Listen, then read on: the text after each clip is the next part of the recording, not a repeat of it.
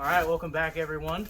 So, our last video we made was how to make char cloth for starting fires.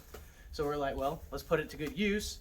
And now we are out this little campground, and we have Ryan over here setting up a little area for the fire. And while we're doing this, we're also going to show a couple different ways to start fires with just some kind of everyday things that you may have.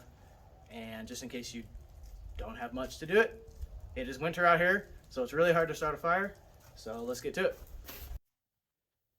So you're gonna want to be looking for this stuff right here. It's gonna definitely be out of the snow, and it's gonna be in the sunlight, so it's gonna be definitely dry.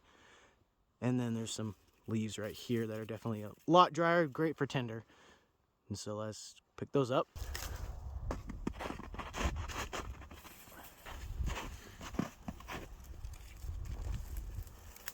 All right, so this is our char cloth. We made it in the last video, and now we are going to start a fire with it. So bring it, spark it. It is just okay.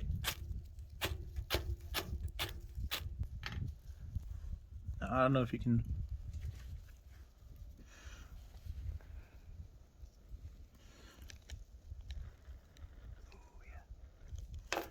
And then we want to place it in here carefully.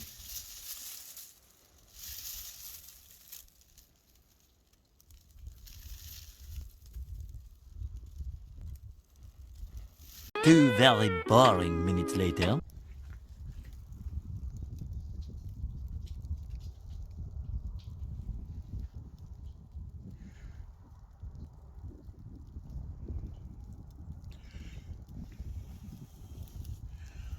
Ooh, Oh, there's the fire. there it is. That kind of scared me. Hey, ow. Oh boy. Ow. Yep, well, It may take some time, but it will start a fire, and then from there you want to get your sticks, put it on there. But we don't really need a fire right now, so... all right, so next up, we've got some steel wool right here, which you can get like Walmart, you can get at any hardware store pretty much. And you have a 9-volt battery. I don't know why you'd have a 9-volt battery, but they are very handy when it comes to steel wool fires. So you take the steel wool, and you kind of just like make sure it's fluffy, so it's not like super dense, because then it has like stuff to catch, and it's just easier. And then you kind of just wrap it a little bit. Take the 9-volt, you kind of just stick it in there, and it'll spark up. Oh boy, I was not ready with that stuff. Ooh.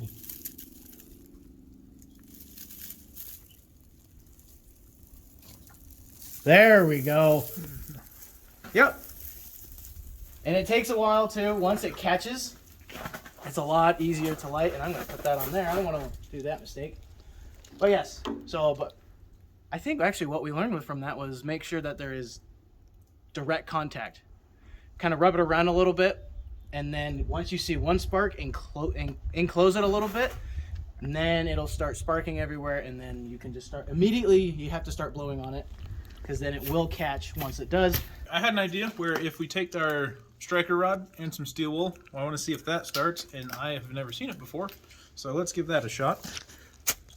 Wow. Oh wow. Let's not burn a table. Okay. I think it's safe to say that works surprisingly well.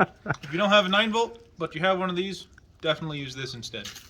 Some other things you can try is this is just some dryer lint. And when you use a striker, you kind of want to set it down in there. That way when you scrape it, all the sparks go in. I'll show you kind of like this. But just like that.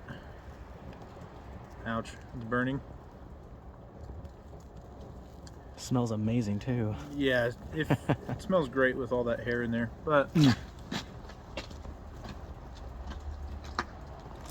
and then toilet paper also works really well.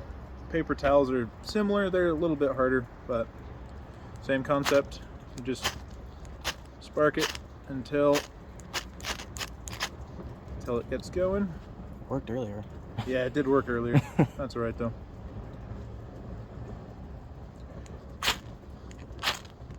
Woo!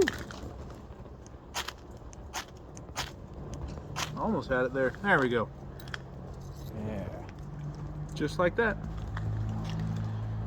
So that's been a couple different ways to start a fire. Using mostly this, occasionally some steel wool. But thanks for watching. We'll see you in the next one.